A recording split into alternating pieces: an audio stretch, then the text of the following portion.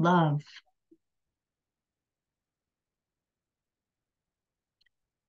And so as we start to just feel all of these words, I'm just going to invite, and so we have collaboration. Invite us to receive these messages, the message of light, love, and joy. That we are already all of that and more. Yes, thank you. That is beautiful.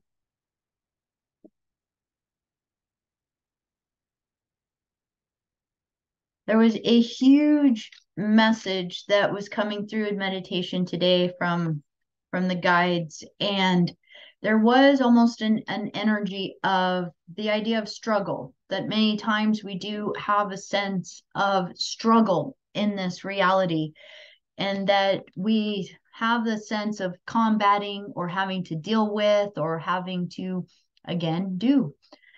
And one of the things that they said was that struggle is actually one of the gifts. And I was all like, okay. But one of the gifts of how the cosmos operates and grows stronger.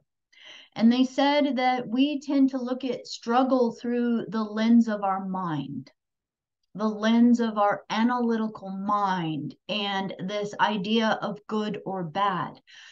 But that in truth, if we could surrender to the sweetness of struggle, this is really something that came through. And if you ever feel inspired to really look at the Gene Key 22, this is also something coming in through there.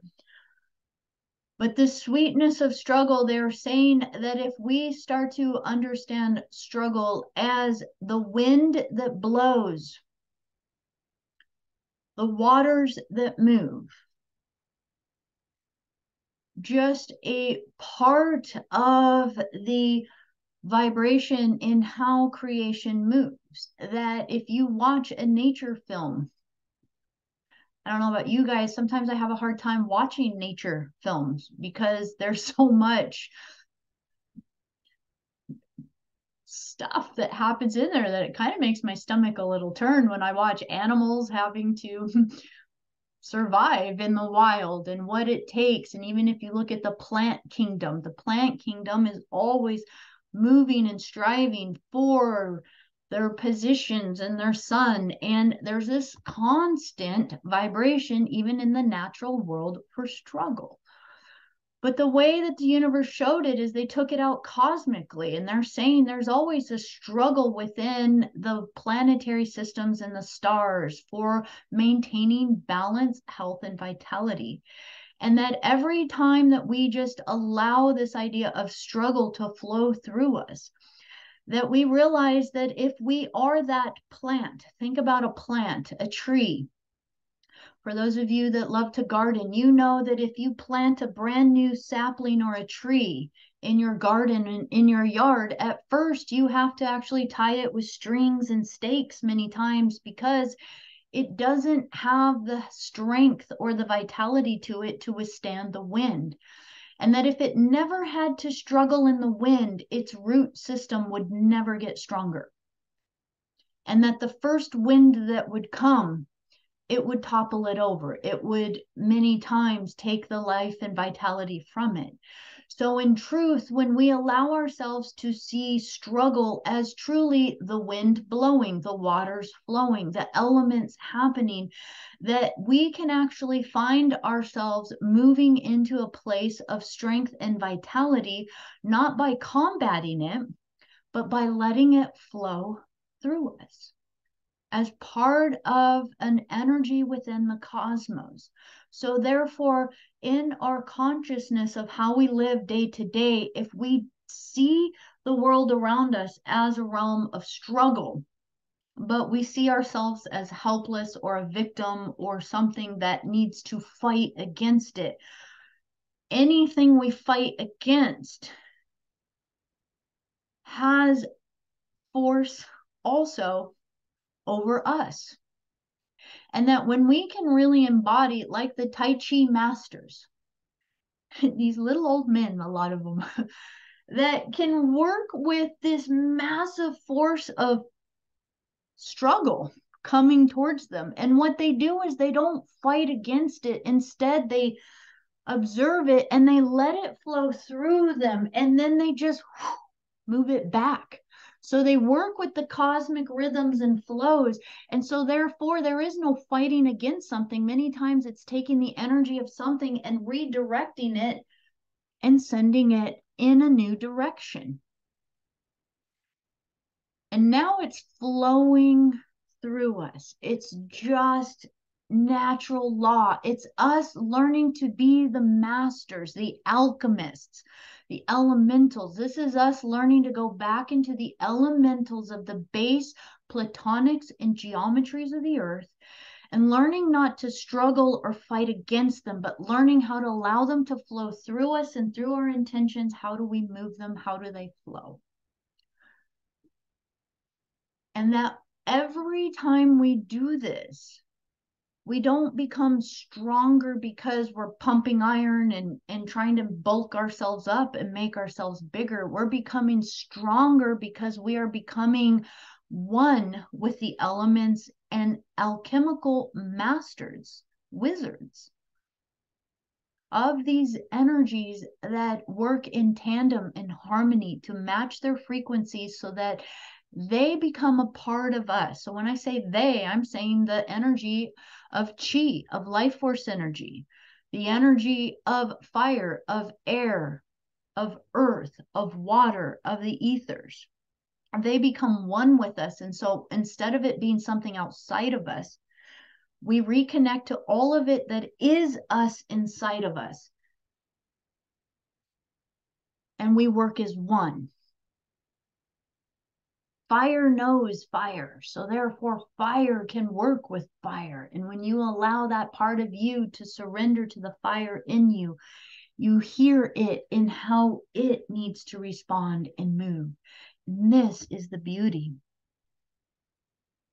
So just to read this, that yes, that we all fit together like puzzle pieces and that we belong together. I love that. And that fits so much to bringing all of the elements within us and allowing us to realize that we are all of them and they are all of us.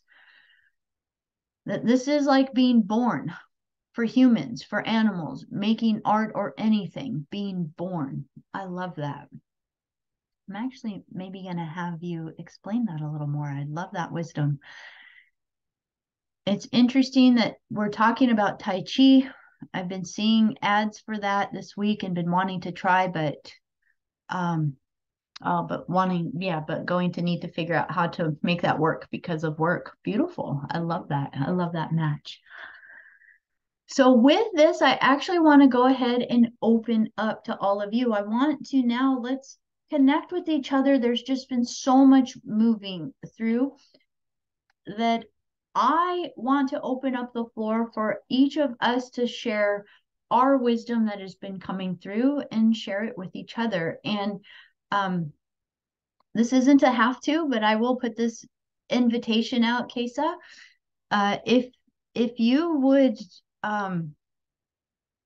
feel resonant to share more about the being born or how that wisdom came through for you, I would be so honored to get to hear your guides and how they are sharing this. Oh, wow. It was what you said about the struggle, the Gene Keys 22nd. And I come from a farm. So we have the cows. So it's the natural rhythm of how to give birth to the cows. I follow that closely. I do not have children myself, but I think it's very, very interesting. Also, the part of the year in right like November, this the Scorpio time, where the nature is about it may be muddy, the trees are bare, but there is something beauty in it. But there is also that kind of struggle, that kind of activity, just to well, I was just inspired by your words about this flow, how can we more easily not be afraid, do not make too much, probably do not struggle too much, just to find that inner or higher perspective about what is this kind of struggle. And all, I also like the Gene Keys about this shadow, gift and city, because it appeals to my philosophical mind. Thank you.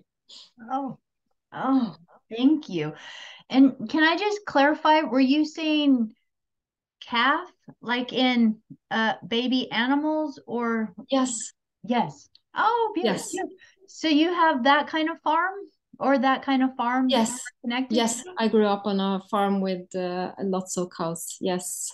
Oh, So recently, one of my colleagues, he said that he was being father for the second time, and it all went so natural. It was so natural flow, and I immediately replied without thinking, "Oh yeah, like cows," because in hospitals you don't always. It doesn't always work like that, you know. There might be yes, and also I what you said about hospitals, I agree totally.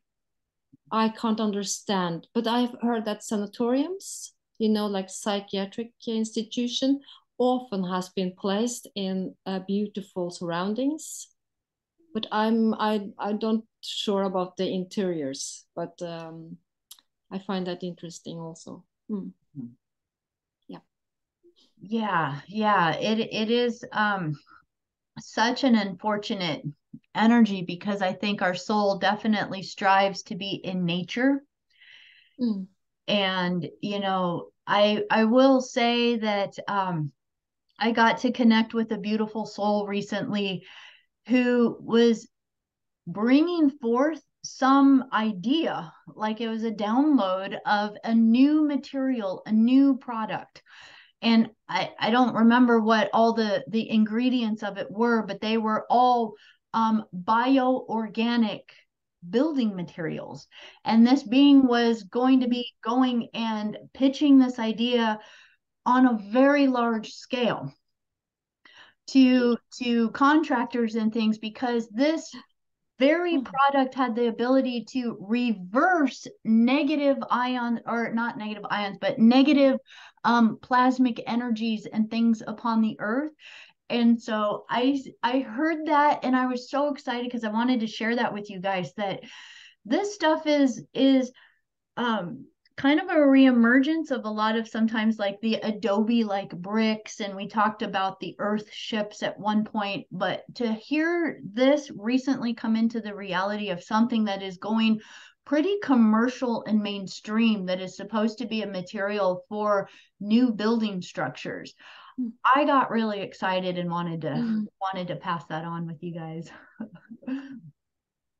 Resonates Yay. completely. Mm. Oh, I love cows. They have such a gentle spirit to them. They're just so sweet, especially the little babies.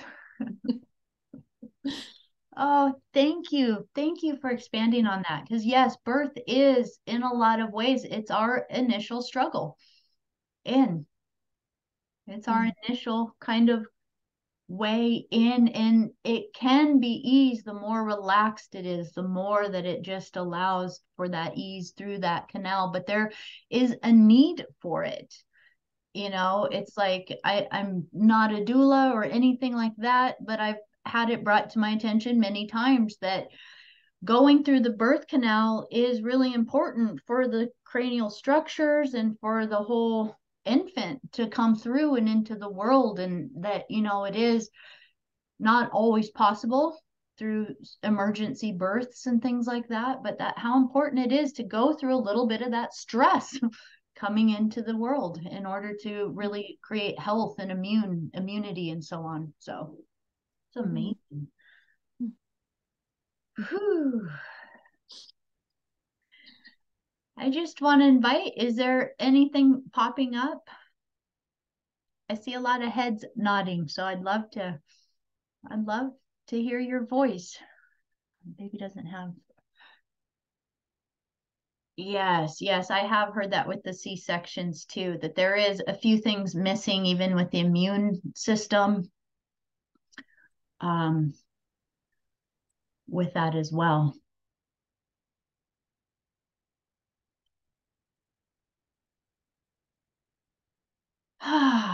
So, oh, Raymond, yes, please. Thank you. I really like that idea about that organic materials because I've been trying to get this concept together in my head to build a nice temple where you could go in there, and I visioned the bottom of it being a pool and it'd be shaped almost like an egg, upside down egg, and it would draw out all the negative energies in instead of stopping it. So it has to be bio, and sounds like a very interesting, then you would figure out, well, how do you structure it so it doesn't collapse and stuff like that. But it's basically a healing chamber if you use the right materials. Mm-hmm. And then you can offer that to individuals and see how that goes from there and expand on that. But and the other thing is, how do you find out if the land has the right energy? So you can't just build it anywhere. It has the land itself has to have the right energy, so it adds the most to it. You know what I'm saying?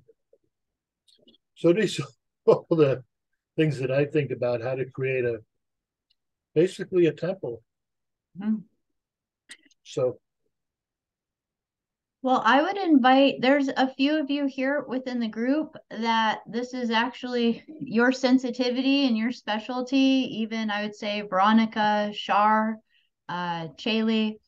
I know many of you have this absolute sensitivity and connection to the earth grid. And I would just even invite, for those of you that are connected, I know Charlie, you are as well, Robin, actually, I would say so many of us here, but how would you share how when you walk the land, because this is actually a great thing to bring forward. We all feel it differently, and this is going to be the idea of divining and walking the leyland and walking the earth. But I want to just invite, would one of you like to share how you experience the land? Yeah, Veronica. Oh, thank you. I can speak just for my home when we purchased it 12 and a half years ago, and I knew nothing about any of this then. But this house, we first looked at it, it was like falling apart. We really didn't like a lot of the things about this house, but it was the yard. And I can tell you the exact place in the yard I was standing when I looked at the yard. And we have all the woods, and it was like, I have to live here. It was just the feeling and the knowing that this is the place. And so I would just say to you that you would just tap in to how do you feel when you're there, and if you get the yes or the no. Because I'm just saying, when I didn't know anything about any of this, it was so strong for me that I have to live in this property at this home, even though we really didn't like the inside that much. And I kind of said, we're going to live here. So it's just that yes. Oh, I love that. And now look. Look at all the pictures you brought from there. Exactly. I was being guided.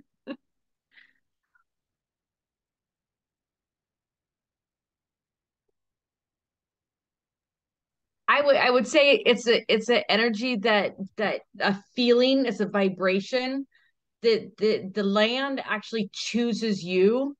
I know in the house that I remodeled that had all of those spirits in, when I bought that house, I didn't choose that house. I didn't like that house. That house chose me. That house wanted me. And actually, when I sold that house, I cried because the house was crying. Um, uh, it doesn't, we don't choose.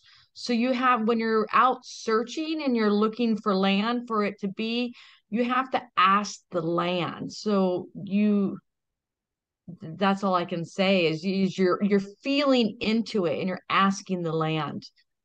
So you're not looking. You have to ask, you have to ask higher up. And it sounds like you're being attuned to your emotions, and it was almost the way you're sharing it, I get the impression it was spontaneous, like you couldn't have controlled the Yeah, tea. you're not in control of it. And when you walk onto that land, like Veronica saying, you will know. Yeah, absolutely.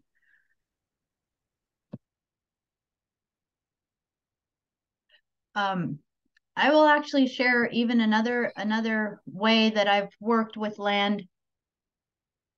Yeah, Becky, your house adopted you for sure. You have crystals everywhere too. Love that. There is a sacred land in the park where we are here, and all the land around here is sacred, but of course there's so many houses upon it.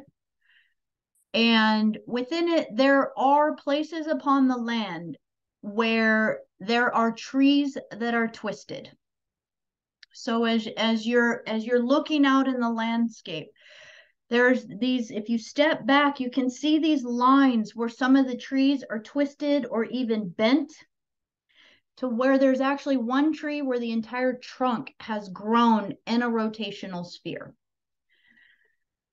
These are very important to be aware of because they are not healthy places for the body to be. They are not healthy places. They're too much energy, too much ferocity through these. These are some of the ley lines. Now, the other place that many of us went together in one of our retreats was to Mount Shasta. And we took a walk through a forest. And I specifically wanted to take everybody to this place in Mount Shasta that you would go, and it's just all these beautiful trees. But then all of a sudden, there's almost like a road cut through the trees, except the trees are there where half the trees are literally almost 90 degrees bent over.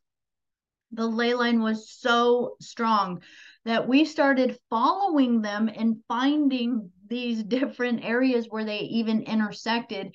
And that if you can allow yourself to attune to nature, read nature, look at the trees, look at the way the flowers are growing, the plants are growing, the things that are on the land, many times you will see the subtleties where their energy begins to either twist or even bend, where these incredibly powerful vortexes are not vortexes. These ones are actually ley lines, and these magnetic lines move through the earth. Now, when these magnetic lines are on the earth, you can utilize them to feed energy systems on the land, but it's not healthy for your body to be right on them, for a building to be right on them. And I'm going to give you case in point here. There's one that moves right through the park here. And of course, the city where I'm in has just built neighborhoods all around it. So that means as this ley line is going, there's lots of neighborhoods and houses through it. We know the people in our neighborhood that live directly on the ley line. And the people that live there, this beautiful woman, she's actually a mermaid, her body can't handle it. And her spine has literally twisted there through the years because she's lived there for so long. She's lived there for probably about 40 years, raised her children there. And when I finally told her, because I was doing some meditation onto her health, to her body, and even the park finally showed me that her house was built exactly right on it, and it goes right through her bedroom, and it's twisting her entire spine like it's twisting the trees. And I told her, I was all like, you're on a ley line. You are on an energy that is vortexing your energy, so your body can't maintain health. It's too strong for the body.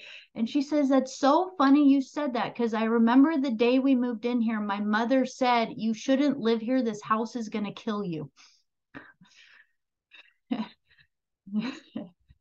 Now, across the street from her, the house directly across, the way the ley line works, is another house, and the woman that used to live in that house also got very sick, and eventually they sold the house and left. A new couple moved into it, and we're also close, and we know them. And as we were talking with them, the young woman said, you know, from the time that I moved in here, it feels as though my headaches have been getting worse and worse, and I get migraines all the time. And I don't know what to tell this lovely, sweet couple, because what we've done is energetically go put organite and different copper in the field to try to alleviate and try to, with as much love and respect to nature as possible, to help kind of move it as much as we can deeper under and over to help. But in a lot of ways, this is just a really specific reminder for us that we do need to pay attention to where things are built upon the planet, because in essence, we can't get mad at Earth for being exactly what it needs to be. It needs its frequency places in order to anchor these things. And these would be places that we could potentially build Stonehenge type circles, labyrinths, things like this, things where you could come be in the energy for a little bit, where it's going to heighten the vortex of your energy, but you don't want to live in it. So I did want to add that. Yes, I was just going to say trees, tune into the trees. Absolutely. How do you know where they are, and how can we help restore the children? Okay, that one's it's a very big question. And I do want to come back up to this one from Terry up here. How do you know where the ley lines are? So again, this is going to be the energetic feeling of them. I will tell you one other way in which I've worked with the park in the back and many other sacred lands where we will set up medicine wheels, sacred circles. So a lot of times when we get together as a group, before we're done at the workshop or the event that we're doing, we'll go out in nature and we will create a sacred circle out in nature. And these are places that our bodies are led to. But I will say that one of the ways is you can walk with a pendulum through the land. And you just walk holding your pendulum. You're going, create your 12th dimensional shield, go into neutrality and start walking. I did that with the back of the park, this park in the back of our house. And as I walked through there, I walked with the pendulum and I asked it, where am I supposed to put the sacred circle in order to do the energy work within this park? And as I walked, it led me to the exact middle of the park. And the way is really to feel where the pendulum really started moving. And for all of us, it's different. I can't say if it'll be left or right for you, front to back or circles. You're going to have to learn your yes and no's with your own pendulum as you do it. But you'll find that as you walk, it'll move in different directions, and you'll feel where it'll just be neutral, and then you'll feel where it just starts going crazy. These are going to be energy centers in the land. And when it finally told me exactly where to go, I sat with the land for a little bit. And as I started to pay attention to the land, I actually saw that there was already a natural circle made of the lava or of the stones from the spring in that very spot. And so as we've gone there as a group to do more energy work, all we're doing is adding a few more crystals and stones to an already naturally created circle that was in that spot. So that's something that I will use. I'm not good at the divining rods, but the pendulum does work for me. Yes, our children are divine. They are here to help restore us, and we have it backwards. Yes, I love that. It's awesome. We do. It's not how can we help them, it's more how can we help them as they're helping us, right? We are to guide to their greatest selves. Yes, absolutely. Let's see. I want to come back into this one because this one's actually really important. And this one says, so combination of thoughts from reading and processing. It seems that to struggle in life is generally has been a societal competition, be it sports, work, education, and that through the virus to compliance and the idea of punishment when not complying. And the ultimate goal to me is that we need to move into collaboration through the synergy that needs to be created in all aspects of our lives. I love this because this is going to even tie into energy of the land. Absolutely. So the idea of competition, of polarity, of struggle, which I would say is in this regard. So struggle for a better job, a better title, a better position, to be the team that wins, to have a better degree, to be better, that idea better, right?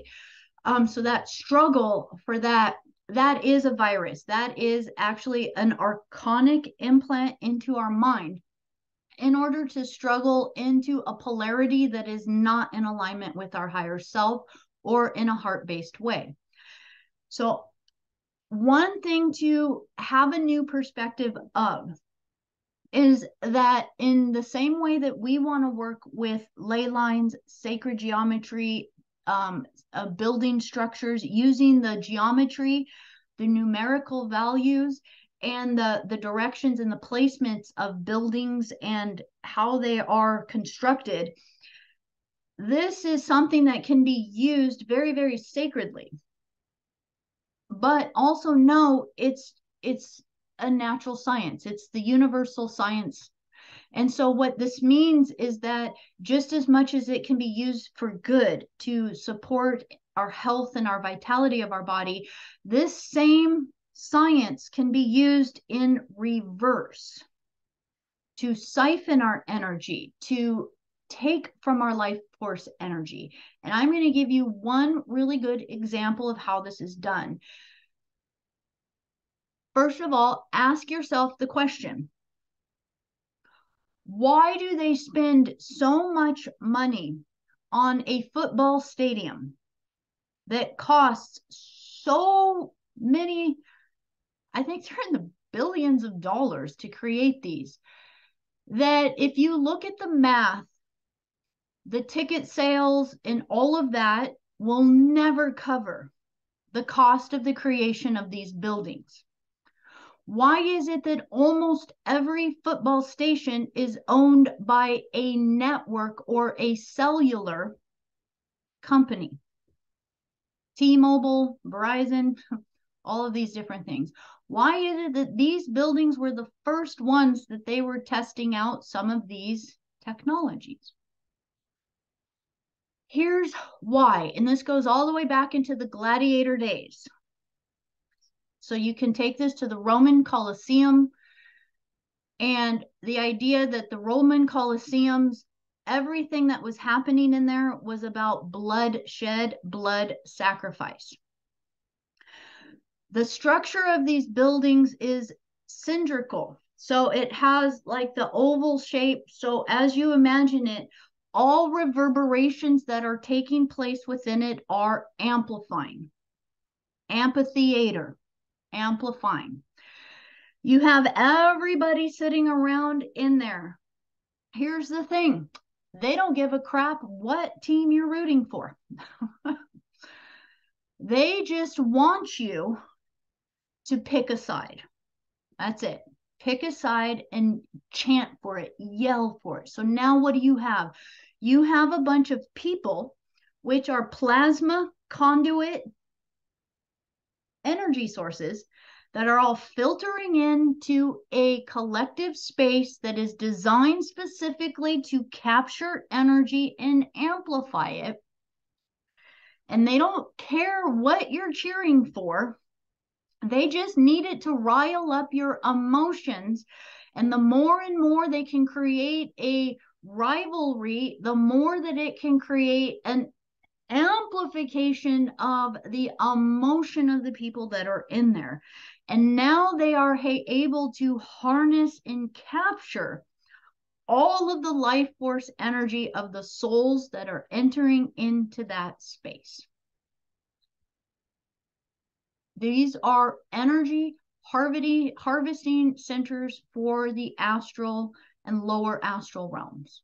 They feed to the different ruling classes, the interdimensional beings, the astral interdimensional beings, the archons, if you want to even look at this as the Abraxas families, the Anunnaki families. All of these are designed in such way for when you have that remembrance that why do they want us to be in fear? Why do they want us to be in these certain vibrations? Because they feed off of it in the fourth dimension. They feed off of these fields, right? So one of the hugest harvesting places in the planet is the Vatican.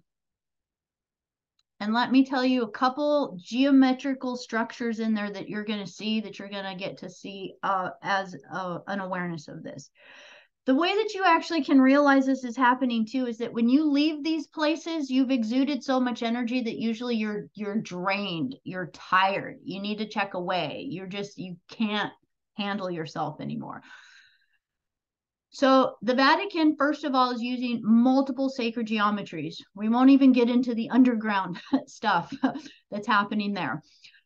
On the surface level, where everybody collects in order to look up to where the Pope is or to where the prayers are in the courtyard, where it is, first of all, it is made of a very specific type of stone.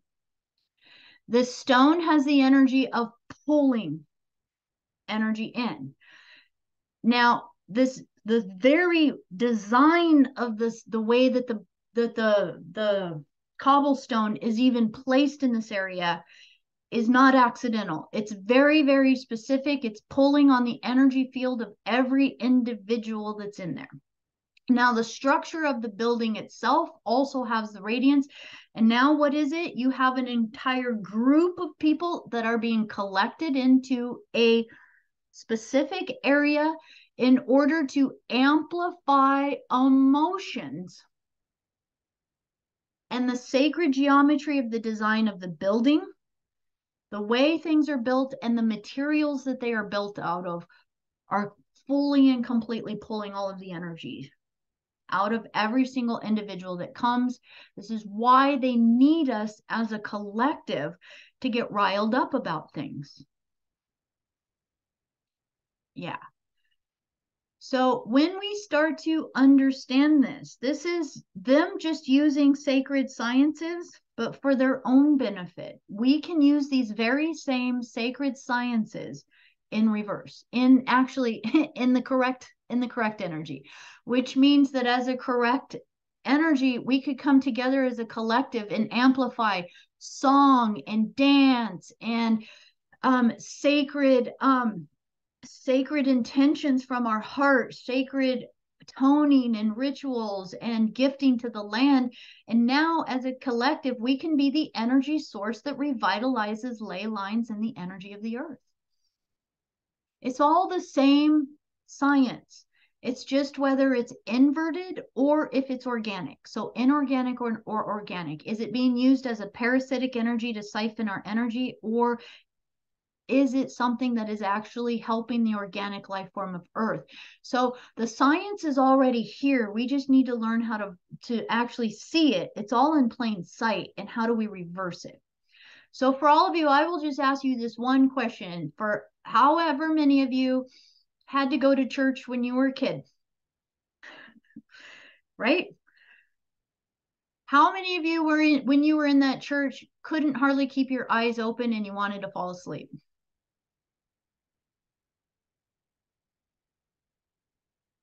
That's because they are designed to suck the energy and the life force out of every single person that gathers in there. So this, again, this comes back to what Robin is saying, what Veronica is saying. Feel the energy.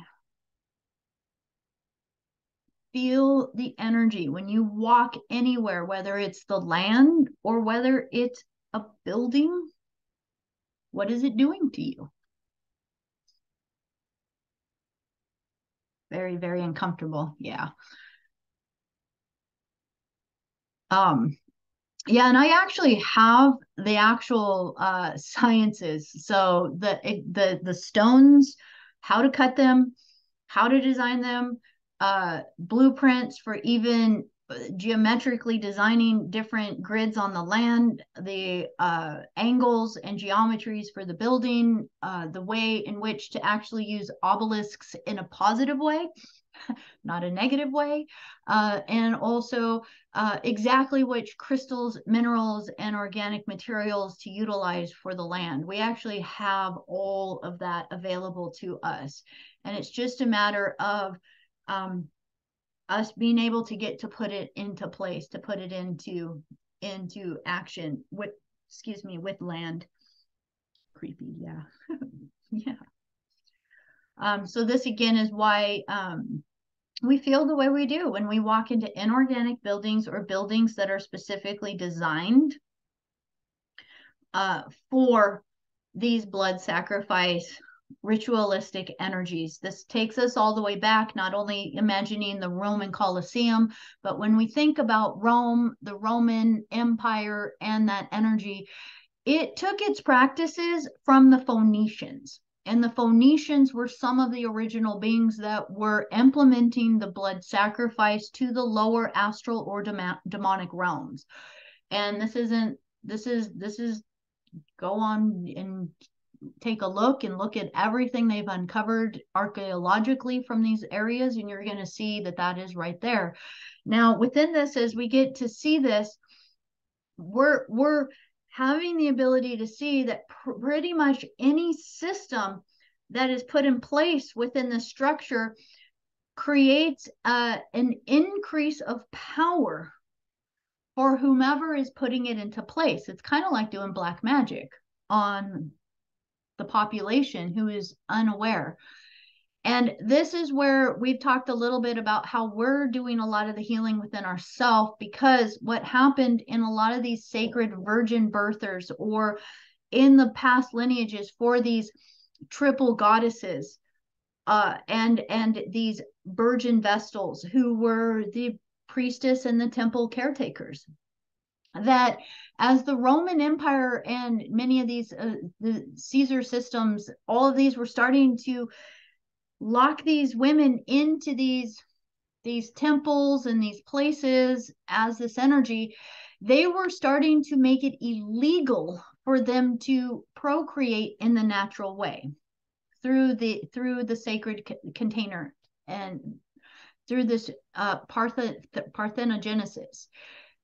When they started to make that illegal, what they were doing is they were locking them away in these temples and now collecting all the sacred women in one area. So here it is again, a collected energy, all in one area where they could harness their power of their sacred menstrual flow.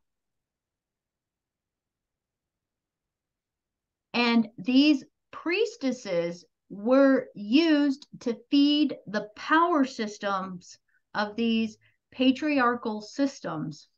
So they just needed them locked away in these temples. And because of the way they know energy works through the astral realms and through the dimensions, these women all being collected in one area and not allowed to do anything, their power force was being harvested through them through the astral realms. So now as we get to kind of start to see this energy on multiple levels, we're getting to see it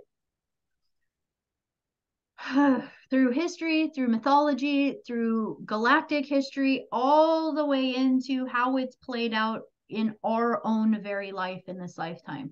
And our job again is to start to become really sensitive to these energies. Let ourselves be feeling again. Let ourselves be that empathic feeling and trust. If this place doesn't feel right, I got to get out of there. The three of us went into a hospital yesterday. we were like clearing and moving and steady space, like through the whole place and whoo. And like, it's like we are here to share our love in this moment, but all of us were like, I'm only staying for a minute. It's like, okay, we got to go. And even in those, it was maybe 15 minutes. It wasn't very long at all. And we were still just like, whew, gotta clear. So we're going to deal with this energy here in this planet, but know what you can handle and feel, and do your best to be that vibration that constantly clears it and moves it and honors how much you can handle for that. Yeah. So how can we as a group create a positive energy? That's everything we talk about. That's all we've been doing. Be the Christ consciousness, anchor into love, maintain your vibration in your field. Let ourselves be focused on allowing the energy to flow through us, that struggle, so we don't see it as a polarity or something to fight against. Let's learn our sacred geometry so that we learn how to use them correctly. So we're just correcting the mechanics upon the planet. And as a group, we create a positive energy by intending to be our highest vibration. That whole meditation that we went through, every meditation, our intentions every time we come together is to first create a sacred container, fortify our own field, be mature and discerning with our energy before we connect with another person. And then as we be that, we come together and we be that together as an amplified container for the earth. And primarily, we also do this by continuously coming back to natural law, earth frequencies. And so as a group, we do create a positive energy every time we hold our spiritual discernment to be a spiritual adult, to monitor our thoughts, feelings, and emotions, to know that anything that is coming up for us, emotions, fears, past life stuff, things that we might be clearing and healing within ourselves, any of that comes up, remember, it's stuff coming up for us to witness it so that we can love it off of the earth plane. And that we want to make sure that we want to catch ourselves at any place that we start going like thinking that it's about us, that it's our feelings, that are broken. Anytime we start feeling limited thoughts pour through our mind that make us feel less than, not good enough, a victim, like we're not doing enough, like we got gypped out on life, like life passed us by, other people have a better life than we do, or I wish I would have had more, done more, had a better connection. Any place we start getting sucked into that viral vortex of those thoughts, that is coming from the archonic realm trying to distract us from just being the witness of allowing these feelings to pass through.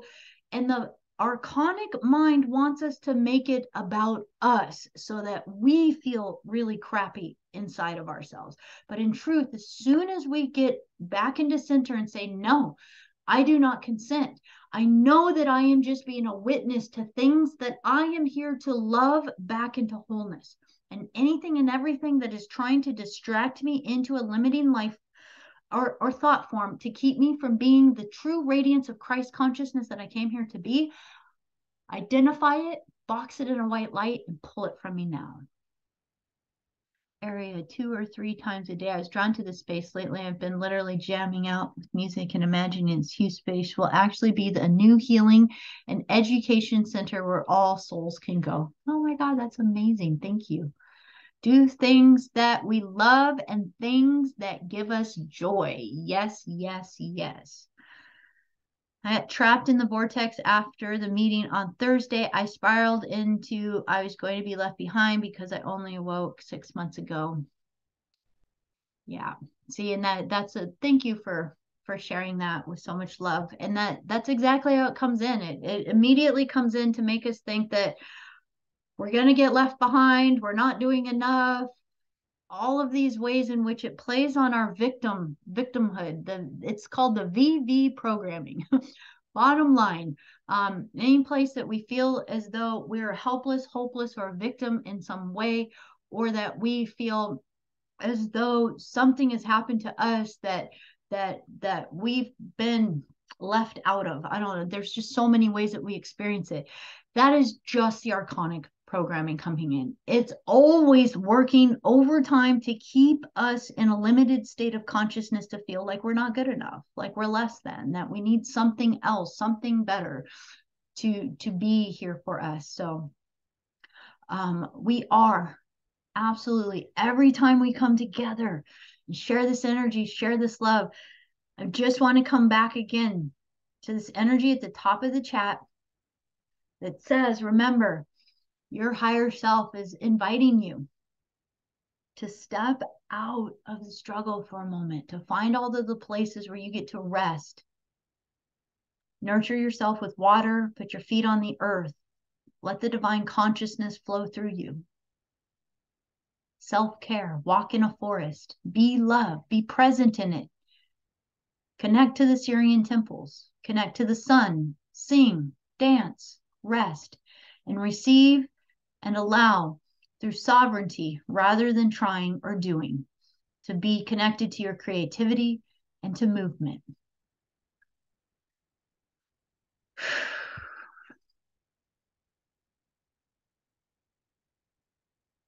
We got this, you guys.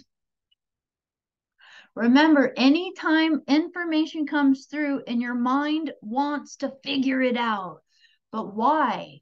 But why? But how? Catch it. It's not ours. Our mind is meant to be a way to find the ways, to be creative, to be joyful, to let more love flow through us, to find the ways to let this energetic energy flow through us, right? It's meant to be a tool of our higher self. But anytime it comes in and starts to squirrel us into this spiral of needing an answer, and then you get an answer, and then it has, but what about this? I just invite you to remember, for whether you've had children or not, you remember when your 2-year-old or 3-year-old is kind of more like the 3-year-old is like, but why? But why? Well, why does it do that? And then you answer it. But why? Why does it do that? But why? Why is the sky blue? Yeah, but why? And you can literally be there all day and it'll never stop. It'll just be like, yeah, but why? And how did you feel? You got creative. You were like, oh my gosh, how do I get out of this? Imagine that's your higher self. And you're the 3-year-old. I remind myself this all the time. When I sit and I go into these, I remind myself, I'm like, oh my gosh, my poor higher self is literally sitting here as if I'm like that 3-year-old. But why? At a certain point, we get to just allow ourselves to merge that curiosity of that inner child with the wisdom of all is already available to us within our Akashic library. And our job is to trust the timing, that all that we need to know will always be available to us when we need to know it. Whew. Have some freaking fun, dang it. It's a pretty darn beautiful planet we're on. Let's have some fun with it. Go love on some baby cows. Oh, I love you guys so much. Thank you so much for sharing the sacred space today. And I just want to ask, is there any last thoughts, feelings, or words that anybody wants to share? Is there anything I need to know? Yeah, that's a good question. Is there anything I need to know?